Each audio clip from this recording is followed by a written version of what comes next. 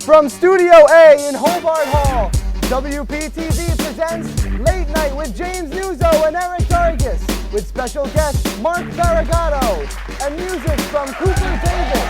Here's your host, James Nuzzo!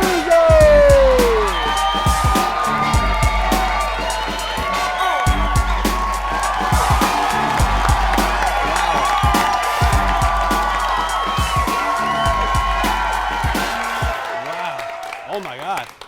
Thank you everybody for coming out. This is Late Night with James Nuzzo and Eric Dargis. How you guys feeling tonight? Good. Well, here's what's going on this week. With the first semester almost over, the new parking garage still seems to be lacking interest from students. I haven't seen something that empty since Citi Field for a Mets game. This is interesting. Steve Jobs is set to testify against Apple in a lawsuit from the grave. He will be calling into the court from his new iPhone 6 feet under. 6 feet under, and he still gets better Wi-Fi than us at Willie Pig. It's very true. A homeless man stole an ambulance to get to a strip club, but in all fairness, it was an emergency. He was dying for that booty. No. Do you see this? The University of Alabama at Birmingham is shutting down their football program. Yes, an Alabama university is shutting down their football program and is even considering adding their first academic program. They weren't that good anyways. What do you mean? They couldn't read the playbook. You're still a fan, though. Go Noles. Let's go Seminoles. All right. A new proposal by the FDA says that gay men can now donate blood as long as they don't have gay sex. That's like saying you can donate blood if you're a marathon runner as long as you don't run any marathons. This is very interesting. The skeleton of King Richard III was found underneath a parking lot. I gotta say, mall parking on Black Friday got way out of hand this year. You're telling me I had to go shop at GSP and then parked in the empty Willie P parking garage? That's a really long walk. How long? I had to run 26 and a half miles. That's a marathon, James. I can't donate blood anymore. Oh my God! It was a double callback! It was a double callback! Oh my God! We never did them before. I want to thank my mom. I want to thank my dad. John Malkovich, Bruce Willis, all of you guys. A group of plumbers have been going around wearing Super Mario masks and stealing water from the utility companies. They've been much more successful than the ghost hunters dressed as Pac-Man stealing fruit from Whole Foods. On Tuesday, a sinkhole swallowed a woman while she was hanging her laundry outside. Her husband later commented saying, "I guess that's where all my socks go." Oh man, my wife is crazy. What? That's about you? Those are my socks. I didn't even know you had a wife. You haven't met Bertha? Bertha? Bertha. No, I haven't met Bertha. Bertha's great. She's ridiculous though. She loses all your socks. Where are Is my socks, honey? Is she out of the sinkhole yet? No. Won't be seeing her anytime soon then, I suppose. All right. And finally, children in South Wales were crying this weekend when Santa was arrested by the authorities right in front of them. Police told the kids that there was an emergency in the North Pole, but let the parents know that they just caught the runner of the world's largest elf trade ring in the world. We have a great show for you tonight, ladies and gentlemen. Your crowdsourced band.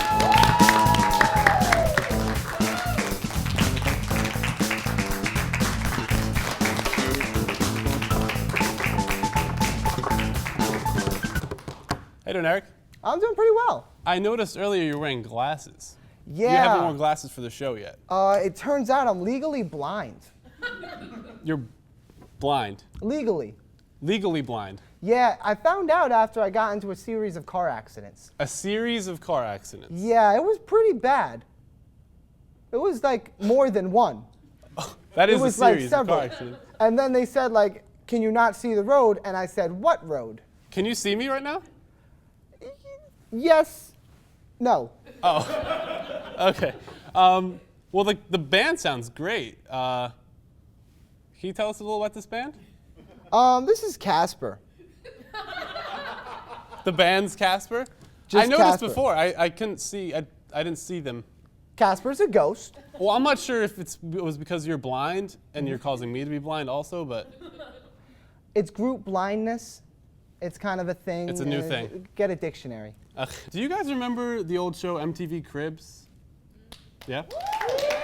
It was a show that followed celebrities around their houses. And well, here at Late Night, we thought that Willie P deserves its own version.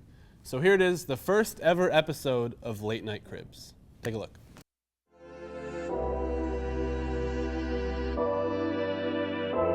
Hello, my name is John Victor Machuga, and this is my student center.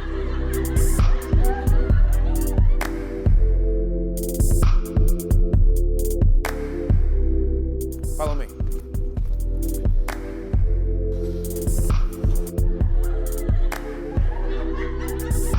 This right here is the first look that everybody gets in my student center. This right here is my info desk. Now, I got a problem, all right? My house is so big that sometimes I forget, like when I have stuff planned. Like, for example, I forgot y'all was coming today, so I had an event planned. But this right here is my info desk, right here, these flyers, to remind me of what I gotta do on my busy schedule. Let's be respectful here. This right here is my main bowl, authentic Asian cuisine. I don't really like seafood, so I don't know why I have this here, but I have it anyway just in case my friends come over and they want seafood. Barbara. This is my girlfriend, Barbara, right here. My girlfriend, Barbara. We're not talking right now, obviously, but it's whatever, I'm used to it. Oh, and a warning, we get pretty turned up here. All right, so I'm big on snacks and drinks. So these right here are my refrigerators. You got your Fuse, you got your Coke, water, your vitamin water, Powerade, all the good stuff. And snacks, I got Cheez-Its, M&Ms. Whenever I get a little hungry at midnight, it's whatever. This right here is my arcade. Air hockey, we got your Xbox. Arcade games over here. These are my favorites though. I love racing games, I'm a big fan of those. Now, usually when I play these, well, let's just say that there's no real competitor out here for me, honestly. Come on, move! Out of my way. Yo, I'm about to hit nitro. Good shot. Third place. Whatever, who cares? All right, you know, even the best ones don't always win. Yo, Pin! Yo, Johnny V! Good, bro. What's up, bro? What's with all the cameras? This is Late Night Cribs. They're here to, do their thing. Show them my crib off. It's whatever. This is your spotlight. I got this.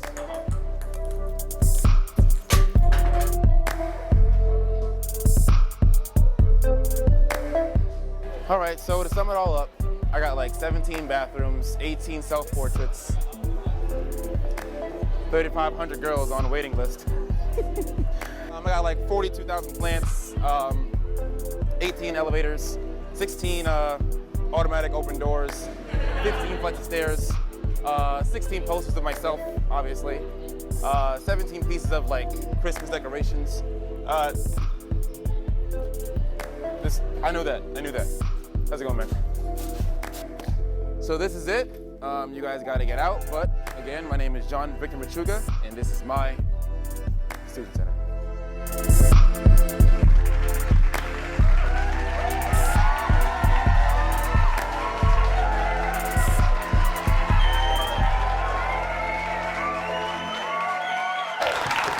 Late Night Cribs, everybody. When we come back, Mark Barragato will be joining Eric and I, so stick around. This is Late Night.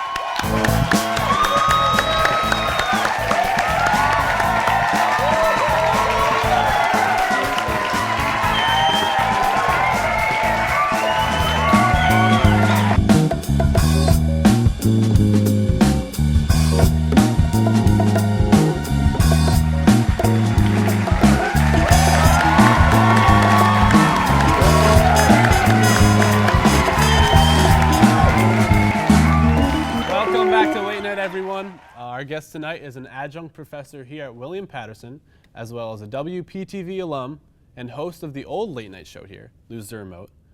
So ladies and gentlemen, please welcome Mark Barragato.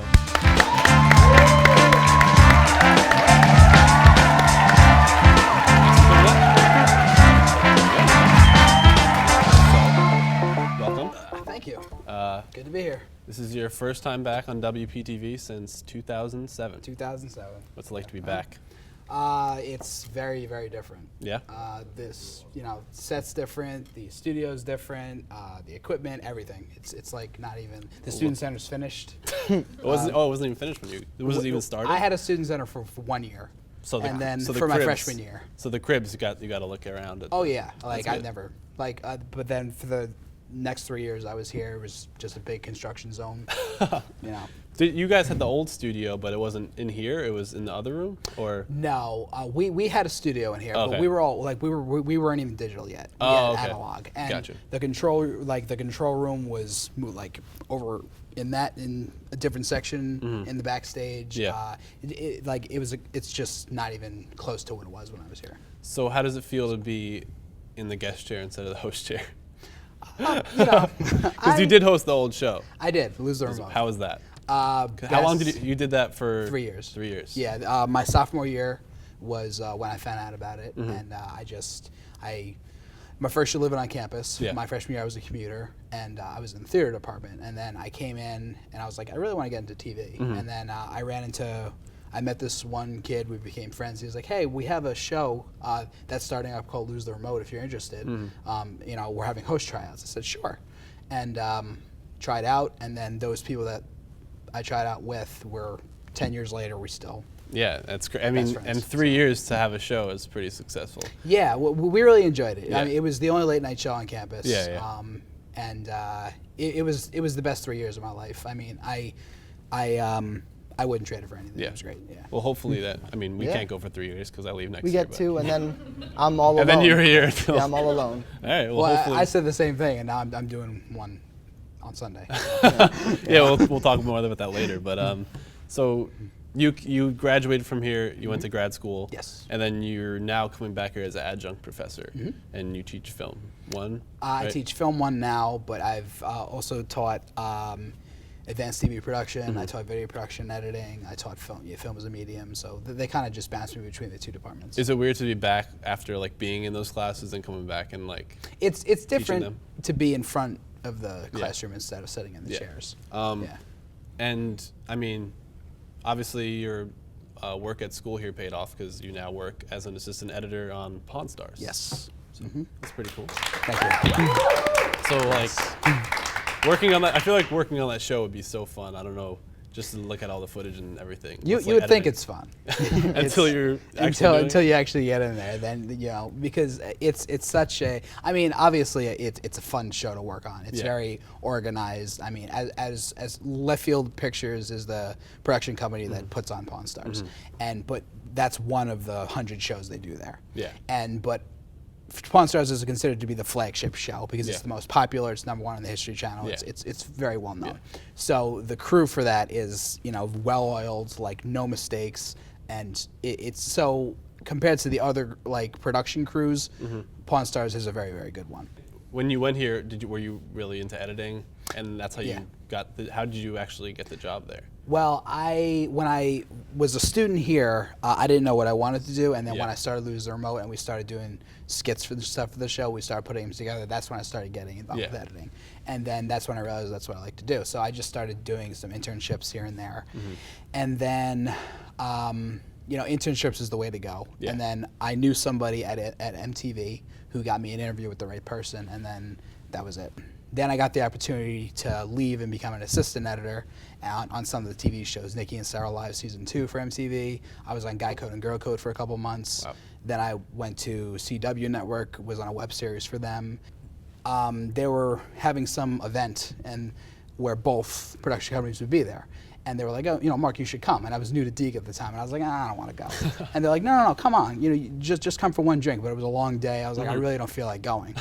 So this, come on, you're coming for one drink. I said, fine. So I went, and then I just started talking to this lady there, and by the end of the night, I was leaving. She's like, oh, well, I never got your name. I said, oh, my name's Mark. I'm an assistant editor. She's like, oh, I'm a post-production supervisor.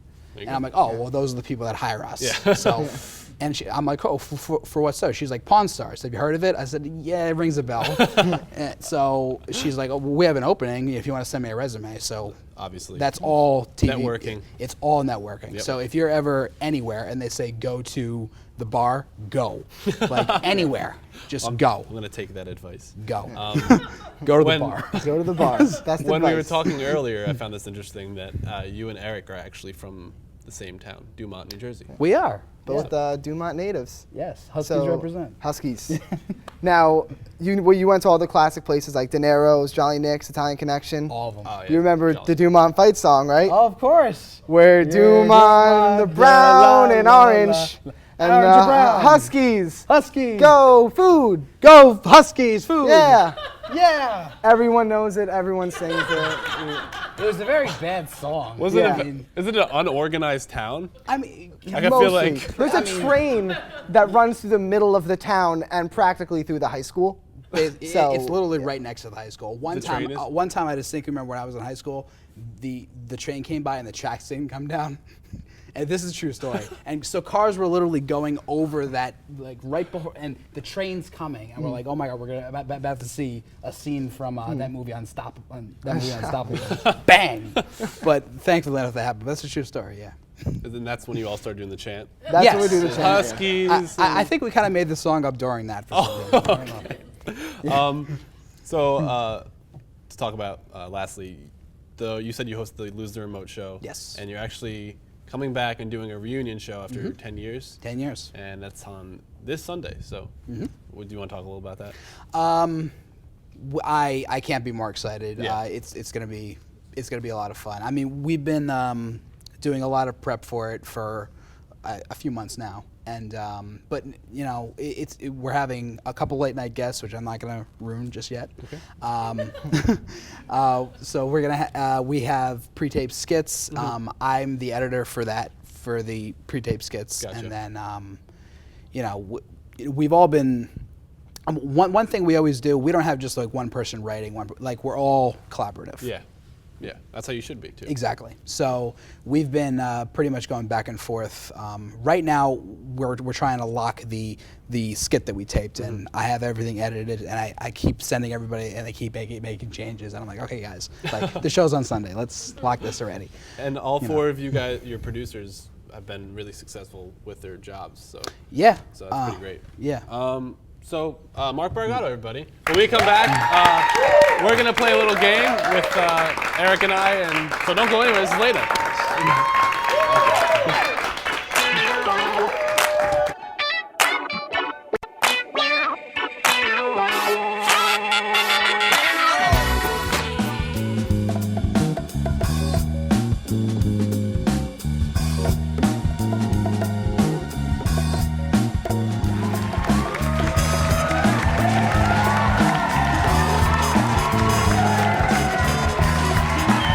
Welcome back to Late Night. I'm here with my co-host Eric Dargis and my guest Mark Barragato, and we're going to play a game we like to call Late Night Pawn Stars.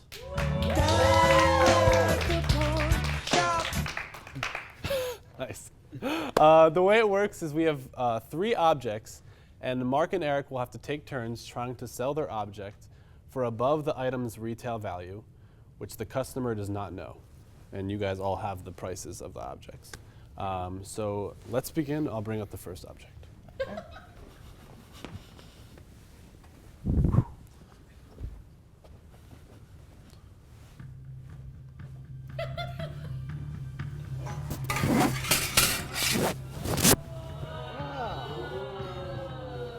So what do we have here?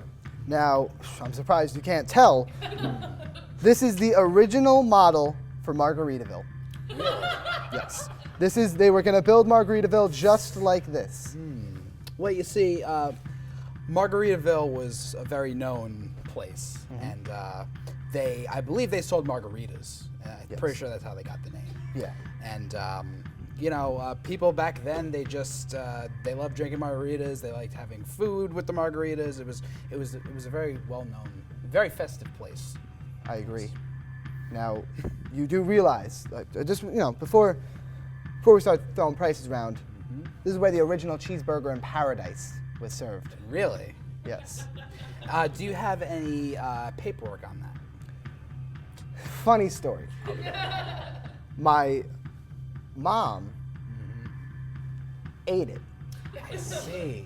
Now, did she wash it down with a margarita? Two. All right. So she doesn't remember eating it. Okay. I think I know where we're going here. Unfortunately, without the paperwork, I'm gonna offer you $25. I can't do that. You see, this was handed down to me by my mother's mother. But it's not gonna sell. I mean, I have stuff in this shop that I thought was gonna sell that doesn't sell. I need this to sell. People really like Jimmy Buffett. All right. Well then, what's your best price for it? I'm gonna have to say 70.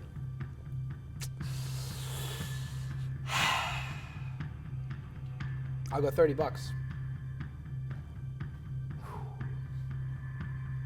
How about if you double that?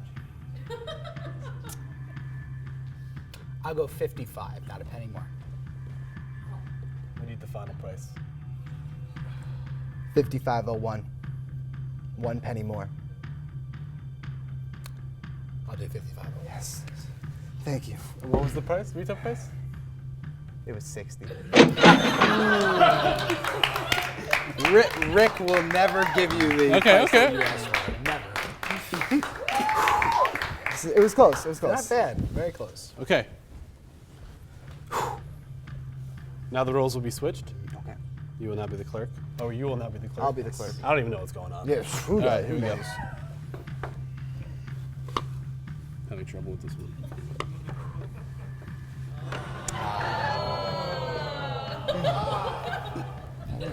So this is a globe, and what happened was it used to be a lot bigger, but I put it in the dryer and then but it came down from my great grandfather who actually great grandfather who toured the world with Christopher Columbus, who made this. I gotta say, I mean, it is round. He thought it was flat, but trust me, he made it. the market for dryer shrunken Christopher Columbus goods has really shrunk lately. Over the past 5 years, it's gone down. But I mean, this is a piece of history here. I mean, this came in on the Mayflower itself. I do like flour. So I mean, I'm gonna have to say, I think this is worth $500. I'll go 300. 300. Final price. You know what? I'll take $300 for it. You got a deal, my friend. What was the retail price? $45. You got owned. You know, That's why he edits the show. Yeah, that's why you got it. I should have said $14.92. That's what you posted. Should have. I messed that one up. All right. See, now, if I was the old man, you would have been fired. I would have been fired on the spot. Yeah. All right. This is a big one. I didn't reveal I it have yet. no idea what it is. Hold on, I didn't.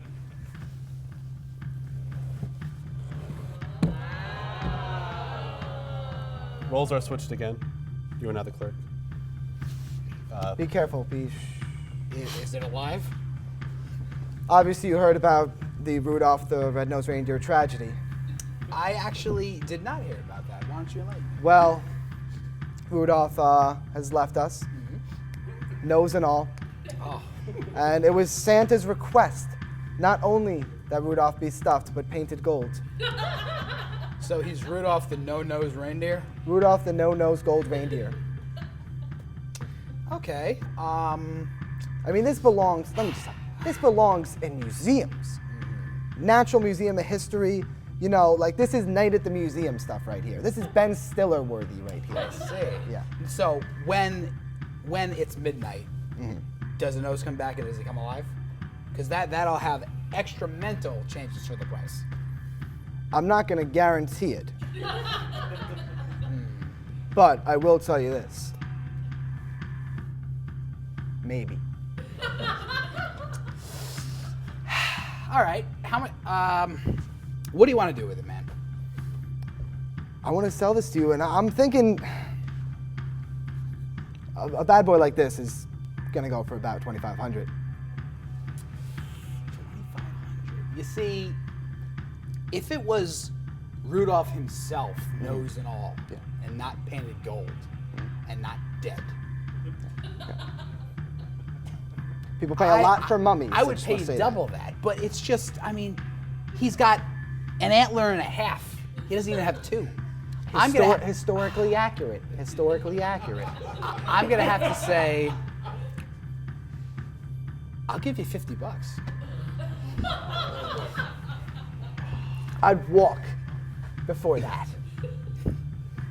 Got something to say, James? All right. All right. I can lower a bit. Okay. 2,000. We got a deal. This is, you understand the history. Rudolph the Red-Nosed Yes, but he doesn't have a nose. Had a very shiny nose. It's not anymore.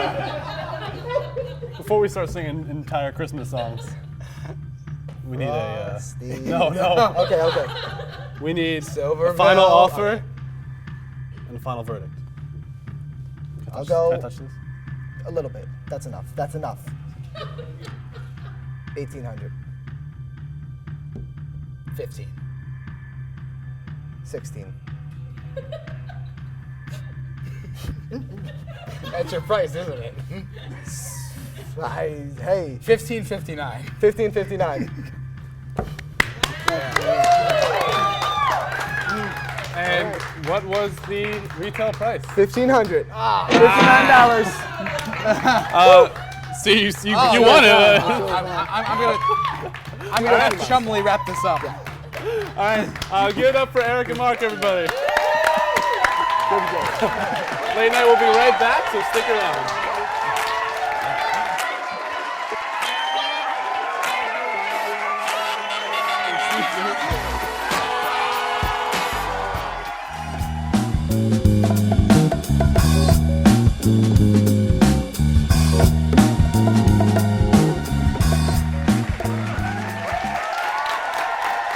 Ladies and gentlemen, Cooper Davis.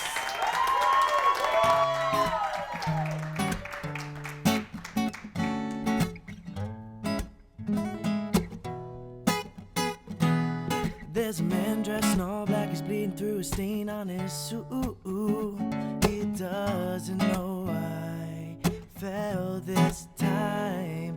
He was left on the street cause he couldn't compete with his past dues. Sweeping rain, begs for life. Left askew, knows not what to do, searches for something, hold on to. Weather this storm, don't let love hold you down. You're better off to say you found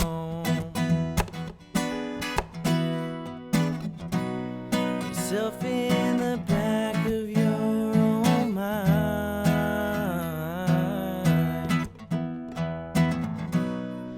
Love's not forever, no, not this time. Love's not forever, no, not this time. Love's not forever, no, not this time.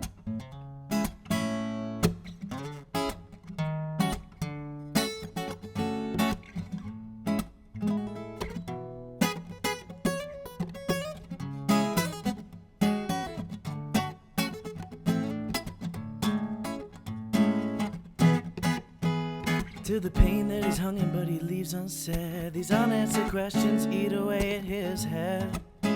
Is it worth the world? I believe that he can see through darkness. He is due peace in his life. Doesn't know I'm here, but I can see right through those bloodshot eyes. Scream, cry. Love's not forever, no, not this time. Realize, don't let love hold you down. Better off to say you found yourself in the back of your own mind.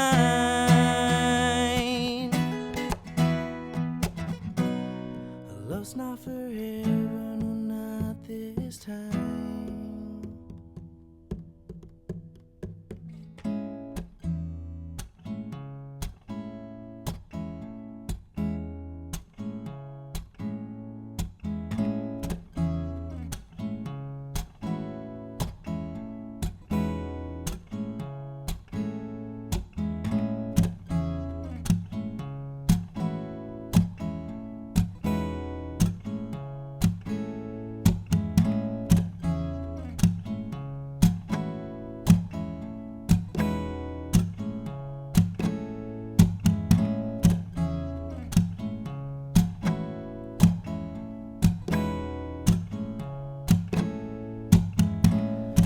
Love's not forever, no, not this time. Love's not forever, no, not this time. Love's not forever, no, not this time. Love's not forever, no, not this time. Love's not forever, no, not this time. Love's not forever, no, not this time. Love's not forever, no, not this time.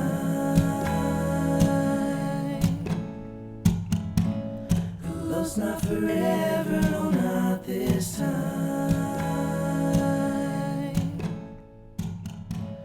Love's not forever, no, not this time.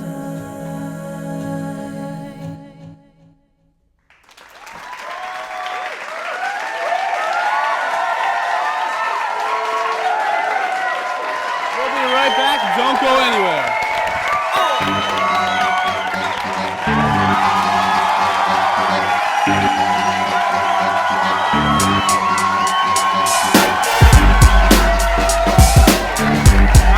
Mark Barragato and Cooper Davis, as well as our house band, Tess.